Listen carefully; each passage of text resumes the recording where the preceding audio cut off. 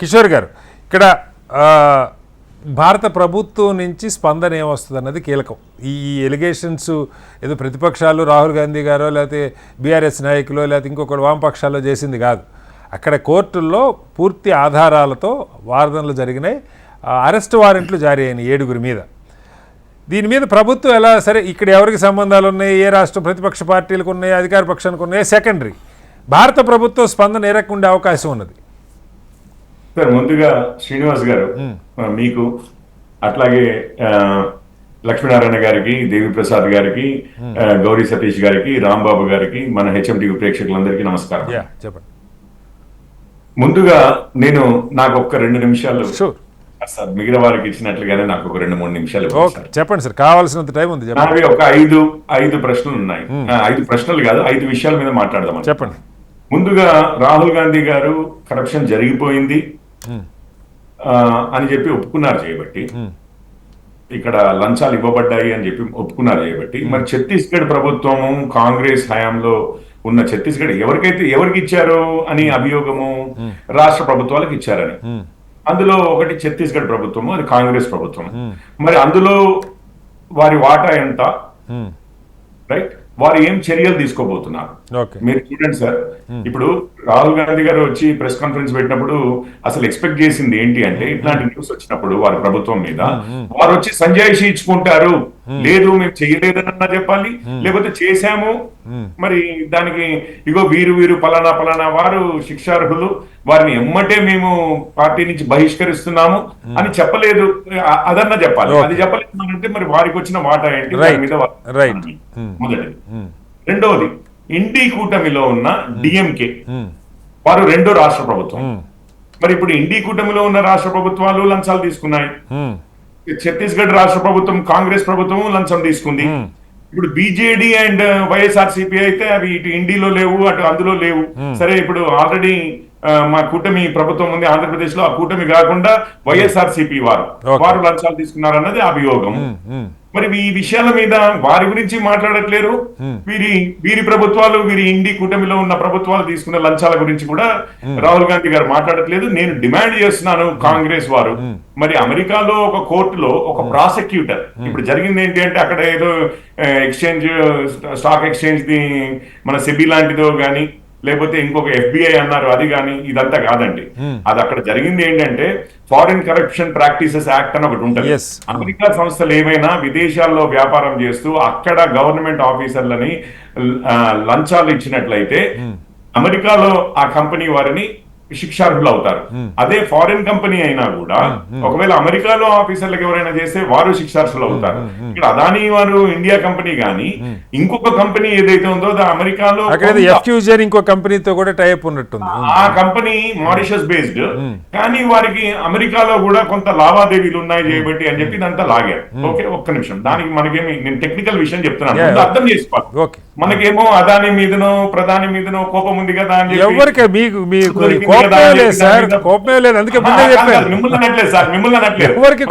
ఉత్సుకతతో వచ్చి మాట్లాడుతూ ఉంటాము. బేసిక్ ఫ్యాక్ట్స్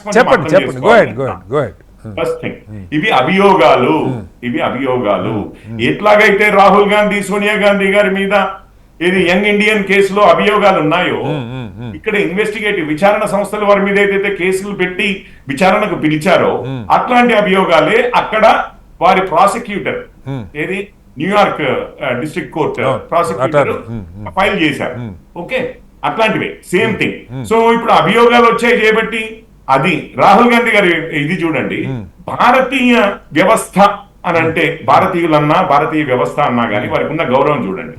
మన ఆర్మీ ఏది చెప్పినా వారు నమ్మరు. మన విచారణ డీవియేషన్ కొద్ది సార్, మీరు 5 పాయింట్లు దీనికి సంబంధించి చెప్పండి. నేను డీవియేషన్ పెద్ద ఇప్పుడు బీజేపీ నాయకులు ఉన్నారా ఈ చర్చలో కూడా వెళ్ళట్లా. ఒక విదేశం సార్, అమెరికాలో ఆ దేశంలో ఒక ప్రాసిక్యూటర్ కొన్ని అభియోగాల మీద కేసు ఫైల్ చేశారు, కోర్టులో కేసు ఫైల్ చేశారు, అది జరిగింది. అవి ప్రూవ్ అయినదని కాదు, అవి అభియోగాలు జరిగాయి, దాని మీద చెప్తున్నాను. అయితే దునికి ఎమ్మటి రాహుల్ గాంధీ గారు అక్యూజేషన్ చేస్తున్నారు కదా, అంటే అక్కడ వారు మాట్లాడారంటే అది 100% అది నిజమే అయి ఉండాలి అన్న విధంగా మాట్లాడుతున్నారు. అదే మన భారత సైన్యము సర్జికల్ స్ట్రైక్ చేశామంటే నమ్మరు. సుప్రీంకోర్టు ఏదైనా రూలింగ్ ఇచ్చిందంటే సుప్రీంకోర్టు జడ్జిల్ని కూడా అమ్ముడుపోయారు అని చెప్పి మాట్లాడుతూ ఉంటారు కాంగ్రెస్ వారు. మీడియా అంటే గోడి మీడియా అంటారు. ఎలక్షన్ కమిషన్ అంటే మొత్తం ఈవీఎంల మీద ఇప్పటికీ వందల సార్లు ఈవెన్ సుప్రీంకోర్టు కూడా కొట్టిపడేస్తే కూడా ఈవీఎంల ద్వారా నాశనమే. అసలు భారత వ్యవస్థ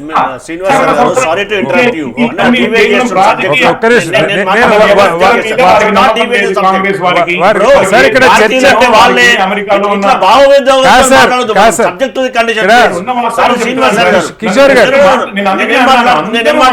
కిషోర్ గారు మిమ్మల్ని కిషోర్ గారు ఇంటరప్ట్ చేయకూడదు, మిమ్మల్ని చెప్పనివ్వాలనే కాదు నేను ఓపిక పట్టి మీరు చర్చ మిగిలిన వారందరూ కూడా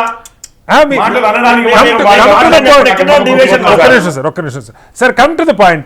ఇవాళ కాంగ్రెస్ చరిత్ర కాంగ్రెస్ సార్ రాహుల్ గాంధీ గారు టకీమన్ లేచి ఇప్పుడు నిన్ననే ఎగ్జిట్ పోల్స్ వచ్చినాయి సార్. జార్ఖండ్ మహారాష్ట్ర ఏమవుతుందో గెలిస్తే రాహుల్ గాంధీ గారి ఉనికి ప్రశ్నార్థకమైన పరిస్థితుల్లో వారు వచ్చేసి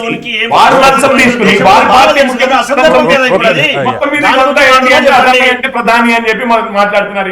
ఏం మాట్లాడారు సార్ మీరు ఆన్సర్ చెప్పండి. ఇప్పుడు ఒక ఎలిగేషన్ వచ్చింది, అక్కడ కోర్టు అరెస్ట్ వారెంట్స్ పంపించింది, భారత్తో నేరస్తుల ఒప్పగింత అగ్రిమెంట్ ఉన్నది, అప్పగింత అగ్రిమెంట్ ఉన్నది, ఇది జరుగుతుందా? ప్రభుత్వ రియాక్షన్ ఏంటి ముందే చెప్పండి. మిగతా సరే మీరు ఒక్క విషయం చెప్పండి, గవర్నమెంట్ రియాక్షన్ ఏంటి అని అడుగుతున్నారు అంతేనా శ్రీనివాస్ గారు? అంతే కదా, మరి ఆబ్వియస్లీ అదే కదా కావాలి.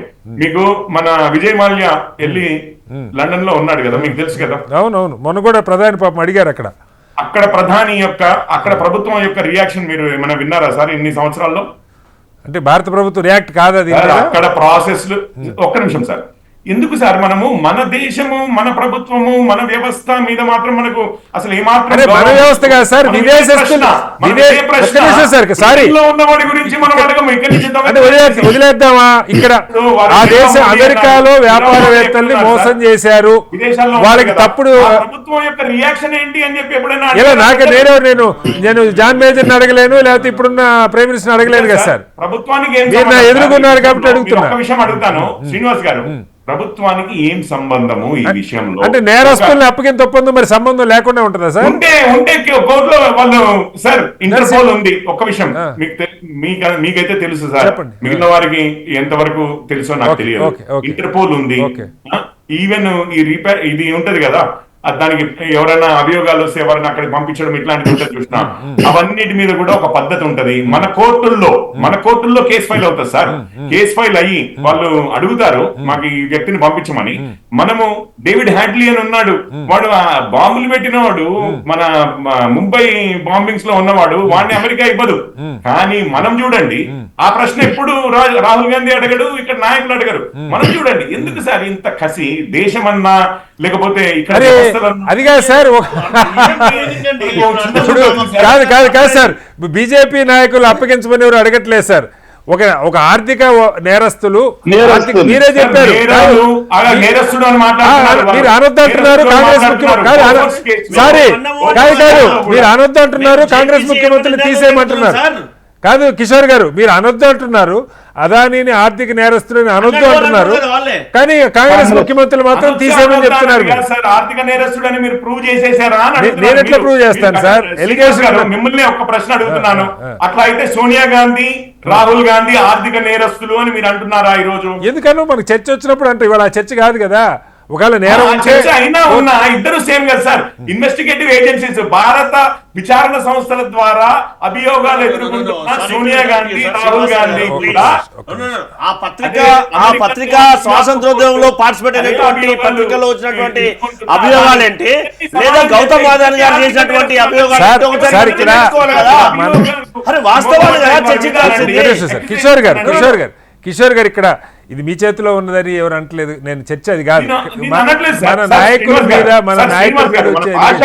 ఒక్క విషయం సార్, ఇప్పుడు అదానీ అయినా, రేపు కిషోర్ పోరెడ్డి అయినా, కటారి శ్రీనివాస్ గారైనా, లక్ష్మీనారాయణ గారైనా, దేవిప్రసాద్ గారైనా, ఇంకెవరైనా కానివ్వండి సార్, ఎవరైనా కానివ్వండి, అభియోగము ఇప్పుడు కవిత గారు ఉన్నారు, ఆర్థిక నేరస్తురాలా, ఆర్థిక నేరారోపణలు ఎదుర్కొంటున్న వ్యక్తి, చెప్పండి నాకు. అవును, ఆర్థిక నేరారోపణ భాష మనం ఏం వాడతాము అనేది కాదండి, కదా సార్. ఆర్థిక ఇప్పుడు నేరారోపణ ఎదుర్కొంటున్న వ్యక్తే కోర్టులు అరెస్ట్ చేసినాయి, వాదనలు జరిగినాయి, బెయిల్ వచ్చింది. ఆయన ఎదుర్కొంటుంటే ఒక్క నిమిషం సార్, ఒక్క నిమిషం. విదేశీ కోర్టుల ద్వారా ఆర్థిక నేరారోపణలు ఎదుర్కొంటున్న వ్యక్తి ఓకే, అదాని. రైట్, చెప్పండి. నాకు టర్మాలజీ ఏదైనా పర్వాలేదు, ఇంకా వారికి ఆ కోర్టులకి మన భారత వ్యవస్థ, మన కోర్టుల వ్యవస్థ ఉంటది.